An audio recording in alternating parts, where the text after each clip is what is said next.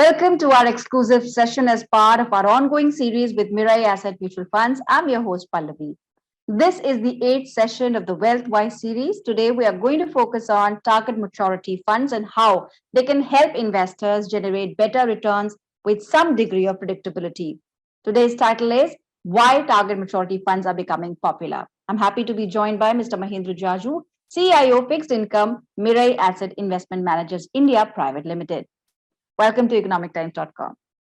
Thank you. Let me start by asking, why should an investor prefer a target maturity product over a fixed maturity plan? So obviously the target maturity fund scores much higher than an FMP. In the old times when the FMPs were popular, there were a few limitations and problems with the FMP. For example, the investor did not know with a reasonable amount of certainty as to what the portfolio construction will be. And we know that in the past couple of years, we have faced a lot of problems with the credit. So in case of a target maturity fund, the investor knows exactly when the scheme will be completed, what will be the portfolio quality like, and what the likely return will be to him. And more importantly, in case of FMP, there was no exit. In the target maturity fund, these are open-ended funds. So the investor can invest whenever he has the surplus to invest or when he likes the market yield. And similarly, he can redeem if he has an urgent liquidity retirement. So it is far superior to the FMP as we used to know them in the past. Also, tell us how target maturity funds can be used during rising interest rates, and should investors wait for a hike? So this is a very common theme right now. Whoever we meet says that, look, interest rates are going to go up and therefore why should I invest now? I'll wait. But we are in a regime where the short-term rates or the money market rates are very, very low. So today the reverse repo rate is at 3.35. So roughly the investment in the short-term instruments will attract a income tax rate of 33% or the marginal rate of tax, whereas if you invest in this product over 5 years, there will be long-term capital gain tax benefit. So our rough calculations gap between the short-term rates and the long-term rates is so high now that waiting causes a lot of carry drag, and that's why I think it is better to invest now. The second part is that, for the last 1 year, everyone has been anticipating that the rates will go up, but the rates have not. And therefore, we don't know. It's just an expectation that the rates will go up. So I think with the the margin of safety of 100 basis points, it is possibly smarter to invest now than to wait. And then if the rates don't go up, then to lose out. You talked about the rate hike. How are target maturity funds as an investment avenue in the current scenario? For a typical Indian investors, the preferred choice is to have a predictable return profile and safety of capital. I'm just reading some article today that more than 50% of the financial savings of Indians is still lying with the bank fixed deposits. Now, without getting into the merit of whether bank fixed deposit is a better product or not, the key point is that the typical Indian investor wants a safety of capital first and predictability of return for such investor, because they know exactly what kind of a return profile to be expected with a minor deviation possible, and the portfolio quality is known to him upfront. And as I explained in the previous segment also, that today the yield curve is so steep, which means the difference between the long-term rates and the short-term rates is so high that waiting for a better opportunity involves a loss of carry, which means, let's say, for example, if you wait for 1 year, you earn only 3.5% versus 6.5% in this product. And therefore, you lose 3%, which over a 5-year period is averaged at about 60 to 70 basis points. Therefore, if the interest rates go up to 100 basis points in our rough calculations, the person is still better off investing today. So the first reason the investor should look at this product is because it's a natural fit with his risk return preference. And second is that this product gives a good hedge against possibility of interest rates going up to a decent margin. Therefore, if he invests now, interest rates go up, he is still breaking even. He is better off in most cases.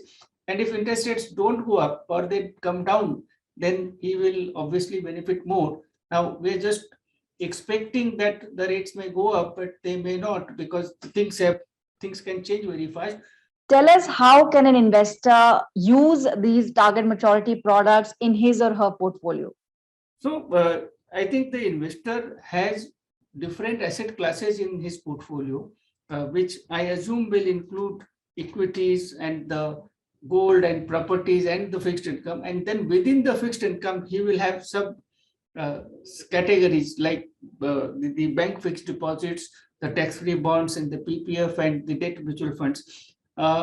Typically, historically, people have been overweight on the bank fixed deposits, but these products are now very, very efficient as far as the tax is concerned. So there is a huge difference between the tax that one pays on the interest income on bank fixed deposit, which is at the marginal rate of roughly 33% plus, whereas in this product, they get long-term capital gain tax benefit, which means they also get the indexation benefit.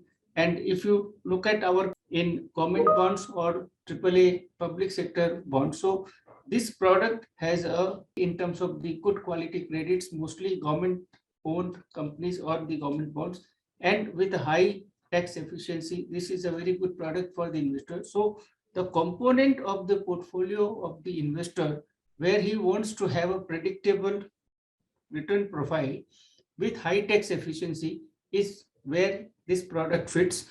And as I said, that traditionally or historically, a significant component of the fixed income portfolio of the investors is in this segment. What does rising interest rates and tighter financial conditions mean for an investor of these debt mutual funds? In a normal course, when the interest rates go up, the prices of the bond fall, and therefore typically you will expect the fixed income portfolio to deplete in value as the interest rates go up. And as the financial conditions get tighter, the interest rates go up, the cost of money increases, and therefore people who have cash at that point will obviously benefit by lending or committing at that point. So generally for the investors, the fixed income portfolio will behave in a way that when the rates go up, they will see depreciation in the existing investment value, but they will get opportunities to invest at higher rate. And therefore, it's a classic conflict situation for the investor as to whether to wait and hope for the interest rates to go up or invest now. Now, as I explained in the earlier segment also, we have a very specific situation right now where the yield curve is very steep, and therefore the cost of waiting is very high. The opportunity cost of not investing is on the higher side. And then we are looking at a geopolitical scenario where there is a global conflict going on between two major countries. There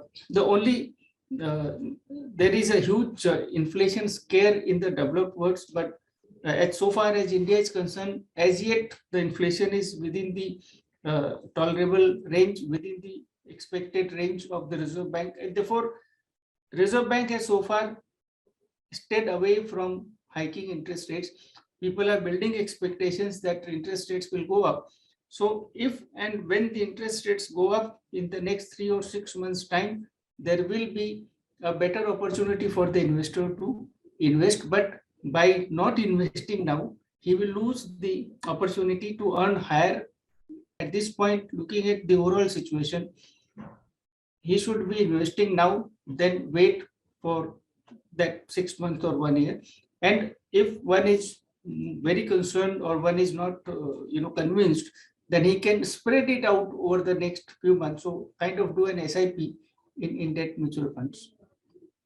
With so many options available, even in target maturity debt passive products, how does one make a choice? Well, I think there is always going to be many people who will be offering a similar product. So if you look at the banks, you have some 30 different banks in India who are offering bank fixed deposits, right? So the investors make a choice. So the first point is that when investors make a fixed deposit with a bank, it is not just the highest rate that the bank is the offering, which the investor will go for. There is a certain amount of banking relationship that the investor has. Similarly, I think the debt investors have a certain relationship with the different mutual fund houses in terms of their existing portfolio, their brand, process, investment process, past experience, etc. So I think the first is to choose the fund house where he invests the money, in a very professional and balanced way. Then he has to look at the quality of the portfolio, whether the portfolio has high quality credits or whether the portfolio has adequate liquidity, and then he has to look at the competitive returns being offered. So it looks like a very mechanical process, but I think at the end of it, there are multiple similar type of products offered. The selection process should be in the order of the assessment of the fund house in terms of its ideology, valuation process, and so on. Then look at the quality of the portfolio, and then look at the returns expected from this, and then on that basis, the investor can make a choice as to how to pick one particular fund out of so many. Lastly, tell us how target maturity funds can help manage risk in debt investments. So as we know that the markets are volatile and unpredictable, so we expect X and then Y happens, and every planning that we have done goes for a toss. Therefore, you need a certain anchor in the portfolio to balance the portfolio in terms of the risk diversification, in terms of the liquidity of the portfolio, in terms of not allowing a very big variance from the expected goal to the actual outcome. So in that context, the fixed income fits into the investor's portfolio. And within the fixed income, again, there are long duration funds, there are credit risk funds.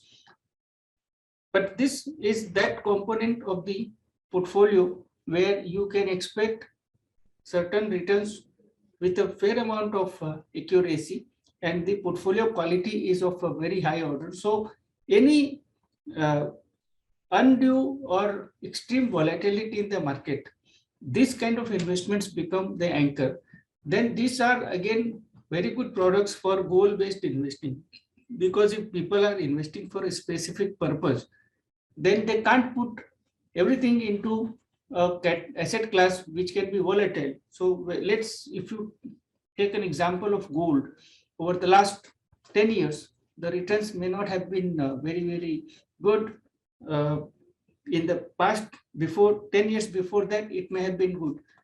You can say the same thing about the equities or properties. Everything has a cycle. So to neutralize that to some extent and to bring stability in the portfolio and bring some element of predictability in the returns, these funds fit very well.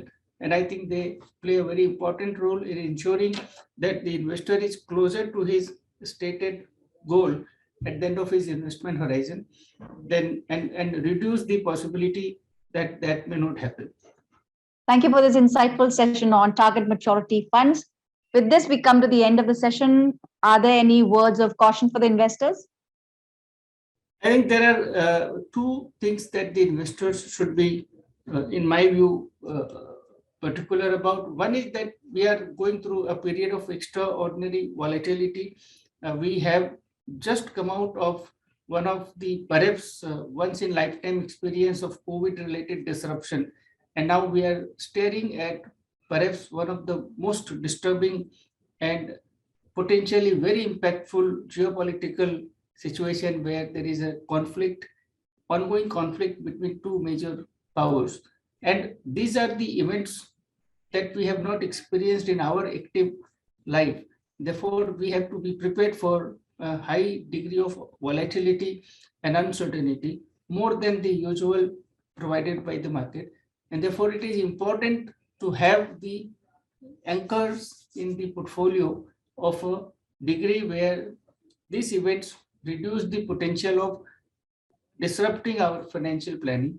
And in that context, I think fixed income more than ever has an important role to play, because this, and then if the markets are hugely disrupted, then this will also provide the additional strength or the resources to bulk up the investments or exposure to the asset classes which may suffer majorly. So I think it's a time of uncertainty and volatility, and a very well managed risk uh, portfolio is warranted.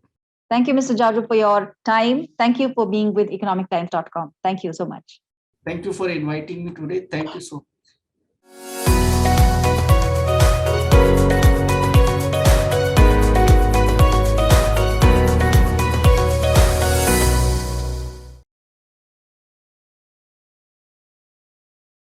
Mutual fund investments are subject to market risks. Read all scheme-related documents carefully.